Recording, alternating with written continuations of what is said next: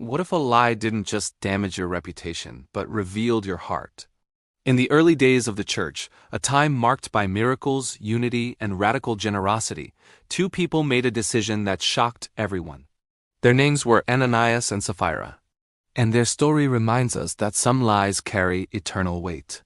After Jesus' resurrection and ascension, the early church was alive. Believers shared meals, prayers, and possessions. Those with land sold it willingly and brought the money to support the community. This wasn't out of force. It wasn't under pressure. It was born out of love. This was not about poverty. It was about unity and truth.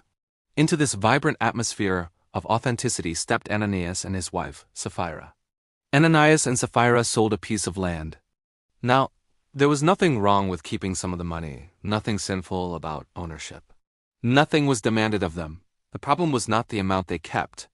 It was the appearance they craved. They wanted the praise of generosity without the cost of honesty. So they agreed together to present only part of the money as if it were the whole amount. A small lie, they might have thought. But lies are never small in the presence of ultimate truth. Ananias brought the offering and laid it at the apostles' feet. But before any words of praise could be spoken, Peter looked at him, not with human suspicion, but with spiritual clarity. Why has Satan filled your heart to lie to the Holy Spirit? Peter made one thing crystal clear: the land was yours to sell or keep. After it was sold, the money was yours to do with as you pleased. But the lie, that was not just to people. It was a lie to God himself. In that moment, truth stood face to face with deception. In that sacred moment, Ananias fell. The church was stunned. A profound silence filled the room. This wasn't because God delights in judgment, but because holiness had been treated lightly. This was not a punishment for giving too little. It was a clear, sobering warning against pretending before a holy God, and a healthy fear of God, a deep reverence, spread among all who heard what had happened. Hours later, Sapphira arrived, completely unaware of what had happened to her husband. Peter gave her an opportunity, asking a simple, direct question. "Tell me, is this the full amount you and your husband received for the land?"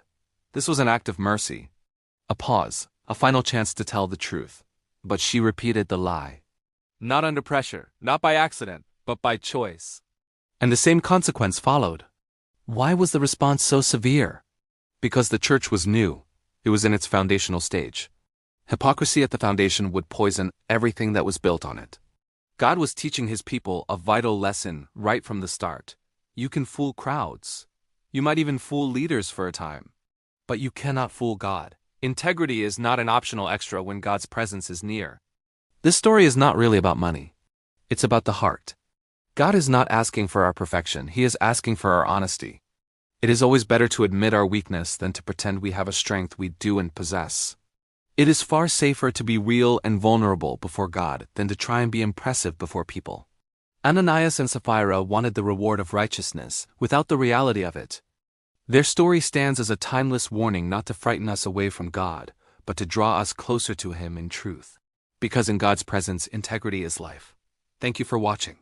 If this story spoke to you, consider subscribing for more content that explores the heart of these timeless truths.